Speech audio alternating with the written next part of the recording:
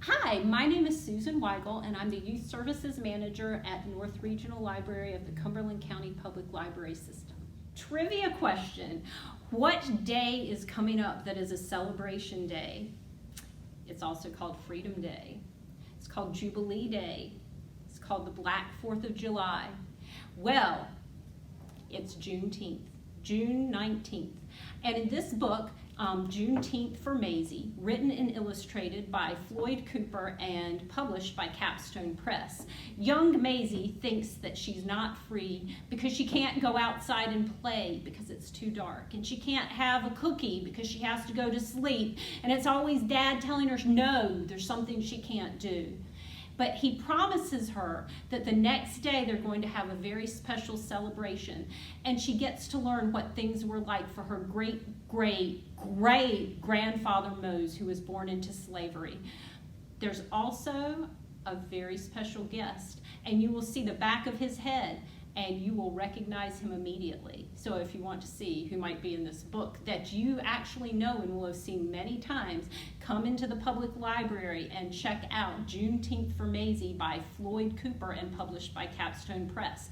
We are doing curbside, so you can call to have the book placed on hold for you, or you can go online at www.cumberland.lib.nc.us and use your library card number and the first 4 letters of your last name in capital letters to place a hold on the book, and we will call you when it gets in.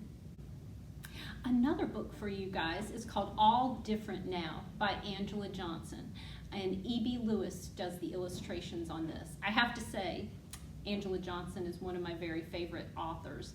She does Julius, about a pig and a little girl, and When I Am Old with You, and just wonderful, her body of works. But this book takes place a long time ago during slavery times, and a young girl and her family hear of their freedom. And what I like the most about this book, I think, is it's the author's vision of what it must have been like during that time. But also, at the back of the book, there's a timeline. And January 1st, 1863 was when Abraham Lincoln issued the Emancipation Proclamation that freed the slaves that were in the states that had seceded from the Union, but not everyone. And it also tells the timeline of how the 13th Amendment and its passage through the Senate and its passage as it was introduced into the House. And then it tells about when General Robert E. Lee put down his arms to General Grant at Appomattox Courthouse. And this was in April of 1865. Well, it wasn't until June 19th, 1865. So think about that. With the Emancipation Proclamation in 1863, like all the way to 1865, before the people of Galveston, Texas, finally heard that they were free when General Granger came into town. And that long, long wait. So that's one of the things I really enjoy about this book, All Different Now by Angela Johnson and illustrated by E.B. Lewis and published by Simon & Schuster. And now, one of our favorite local authors, Carole Boston Weatherford, a professor from Fayetteville State University, is going to share her book, Juneteenth Jamboree, with you. Hi, I'm Carole Boston Weatherford. I'm a professor of English at Fayetteville State University, as well as the author of more than 50 books for children and teenagers. Several of my books are about slavery. Moses, when Harriet Tubman led her people to freedom, is about one of the most famous conductors on the Underground Railroad, Harriet Tubman, one of my personal heroes. How Sweet the Sound, the story of Amazing Grace, is the story behind Amazing Grace and a biography of the hymn writer John Newton, who began as a sailor, became a captain of a slave ship, eventually became a minister and an abolitionist whose work led to the abolition of slavery in Great Britain. My latest book is Box, Henry Brown Mails Himself to Freedom, which is about one of slavery's most daring escapes. Henry Brown shipped himself from Richmond, Virginia to Philadelphia, Pennsylvania in a wooden box to escape slavery. So I hope you'll check out those books sometime.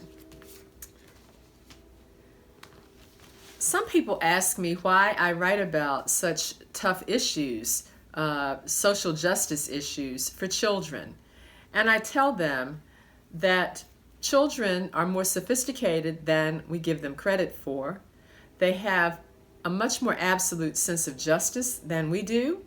Children ask tough questions and they deserve honest answers. So when people ask me, are children too tender for tough topics? I tell them, no, they're not. We must tell them the truth. You know, children themselves were enslaved. If children could be enslaved, then they can certainly read about the slavery era. Children have been victimized by racist brutality. So if children can be brutalized, then they can read about these issues. They either are going to learn about them in the news, or, I mean, God forbid that they become victims of such brutality. But, you know, it's the real world, and we can't afford to shelter our children from these issues. Beyond that, there were millions of people who were enslaved. At the time of the Civil War, 4 million African Americans were enslaved in the United States. And I always say, well, that's 4 million stories that have yet to be told. And as long as there are stories about the slavery era to be told, I will continue to tell them and to give my ancestors a voice in that way, and to give today's children a window into the past so that we don't repeat those shameful chapters in America's history. Now for Juneteenth Jamboree. Juneteenth Jamboree was my very first children's book. It came out in 1995. It's illustrated by Yvonne Buchanan, and it's about the first African American holiday, Juneteenth. It was a fine day for daydreaming. Breathing in aromas of apple cobbler and tater pie, Cassandra gazed out her bedroom window. Her brother Koofy was in the backyard swinging. Her mind drifted to the city and the friends she left behind. She liked her new home and her new school was okay, but what would summer here in Texas hold? This was her parents' hometown, but it didn't feel like home yet to Cassandra. "Come lend me a hand," her mother called.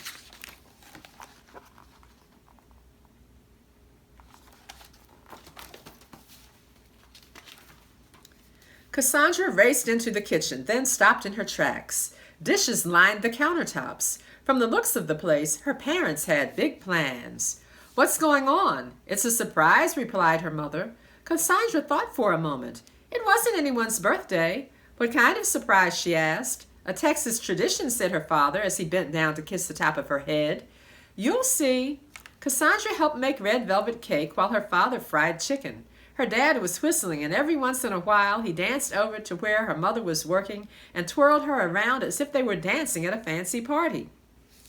Cassandra loved surprises, and she was usually pretty good at guessing them, but this one had her stumped. She was so deep in thought that she jumped when the doorbell rang. "See who it is, Cassie," her mother said.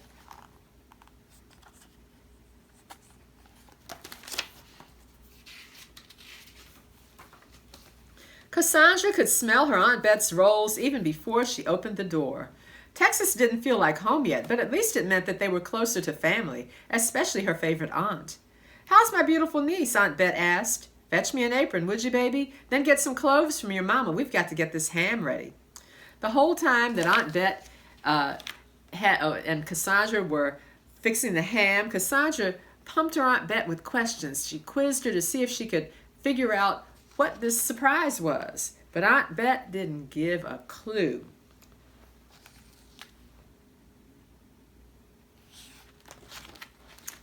Koofy and Dad busily snapped string beans while Mama began packing a picnic basket. Cassandra had never seen so much food, but she was more curious than hungry. Why the feast? Memorial Day had passed, and the 4th of July was still 2 weeks away. "Time to get dressed, Cassie," said Mama. "But I am dressed," said Cassandra. Her mother hurried upstairs. "Just you wait," she said, lifting a calico dress from a pine chest. This is the best part of the surprise. Cassandra loved to dress up. In fact, her mother sometimes scolded her for going into her closet, and now she was letting her wear this beautiful dress. First, her father dancing in the kitchen, and now this. Whatever the surprise was, it sure was making her parents act funny. She looked in the mirror. The outfit was yellow and blue, the colors of the Texas sun and sky. My grandma made this costume for me when I was your age and surprised me with it on this same day. Costume, thought Cassandra. It's not Halloween. June bugs are jumping and the leaves are all green. Dad honked the horn. Everyone piled into the car. Cassandra sat next to Koofy on the back seat, holding a cake plate and shooing her little brother's fingers away from the frosting. The car smelled just like the kitchen. All this surprise business was making her hungry.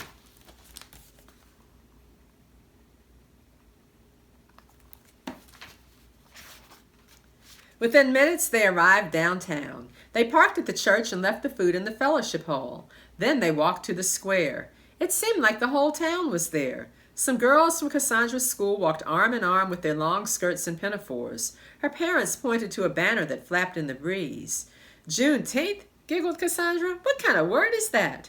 Why, that's the surprise, honey, said Aunt Bet. It means June 19th, Dad explains. That's when Texas slaves heard they'd been freed. President Lincoln signed the Emancipation Proclamation in 1863, but news didn't reach Texas until more than 2 years later. Nobody really knows for sure what took so long, but you'd better believe folks rejoiced when they finally found out.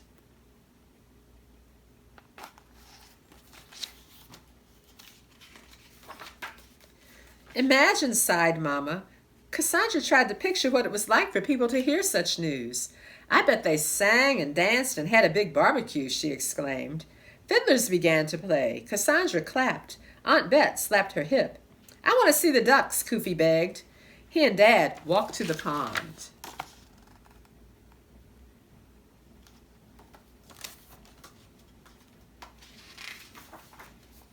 At a picnic table, Cassandra learned how to make a cornhusk doll.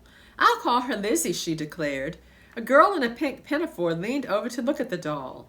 Lizzie's my name too, she said, smiling. As Cassandra introduced herself, Lizzie's mother called her from another picnic table. I've got to go, Lizzie said, but I'll see you later. Cassandra hoped so. A Texas summer might not seem so long with a new friend.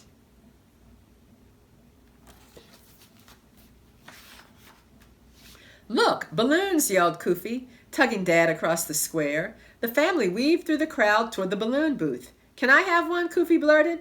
Not so fast, the balloon man said, giving them slips of paper. First, sign your name. But there's already writing on it, said Cassandra. Forever free, she read aloud. Use the other side, said the man. He slid Cassandra's paper into a balloon and then blew it up while she helped Koofy write his name. Hold on to it now, he urged, winking.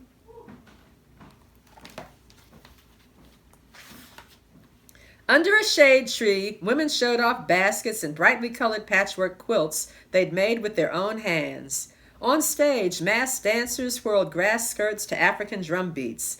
Lizzie ran over and invited Cassandra to promenade around the square with the other girls in costume after dinner. Cassandra's parents were greeted by old friends they hadn't seen in years.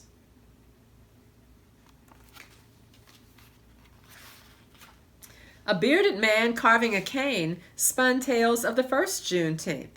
Some folks say the messenger took 2 years to reach these parts because his mule was slow. Others say slave owners wanted to harvest one more cotton crop, so they kept the news from their slaves.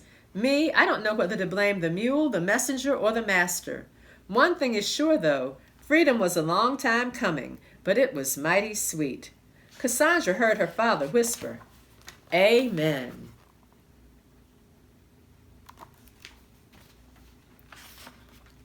At noon, the church bells pealed. The high school band marched down the street. A man on stilts towered over the crowd. A choir sang spirituals that slaves had once sung in the fields. Aunt Bet shook a tambourine and sang along.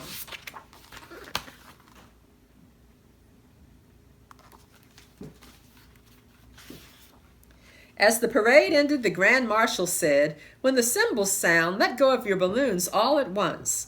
Clash, clang, hundreds of balloons carrying messages of freedom floated toward the clouds. Cassandra's eyes followed her balloon high up into the sky until she could no longer tell it from the others.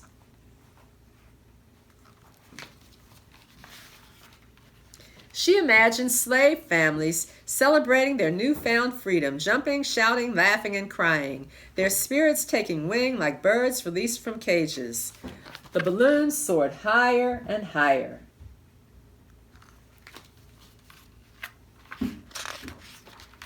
In the midst of her daydreaming, Cassandra felt Aunt Bet squeeze her hand and glimpsed her wiping a tear. "Don't be sad, Aunt Bet. You'll get another balloon one day." "I'm not sad, honey, just filled up. I'm so thankful that you're home and we're all together." "Me too," said Cassandra, giving her aunt a big hug.